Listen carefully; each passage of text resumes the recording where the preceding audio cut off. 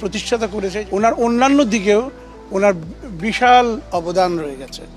একটা বলবো যে উনি বাংলাদেশে রোটারির যে মুভমেন্ট, এই মুভমেন্টের সাথে উনি ওতপ্রোতভাবে জড়িত ছিলেন এবং রোটারির জেলা গভর্নর, যেটা হওয়া খুব কঠিন, সবার প্রতিনিধি, উনি মোস্তফাজ্জামান আব্বাসী সাহেব রোটারির জেলা গভর্নর ছিলেন। তাই উনি একজন পাস্ট ডিস্ট্রিক্ট গভর্নর হিসাবে আমাদেরকে ছেড়ে চলে গেলেন এবং ওনাকে সবাই আদর করে বলতেন দ্য সিঙ্গিং গভর্নর, কারণ উনি এত সুন্দর গান গেতেন।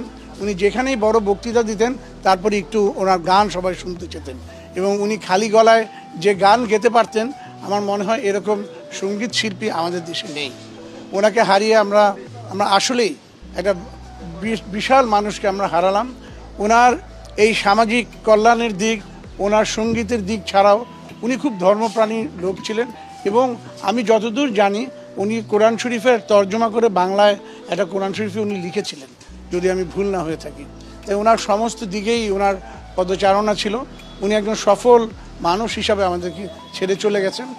আল্লাহর কাছে প্রার্থনা করি যাতে উনি সেই সম্মান নিশ্চয়ই উনি ভেস্তে পাবেন। যেমন গান গাইতেন, লিখতেন, কথা বলতেন, অনুষ্ঠান পরিচালনা করতেন।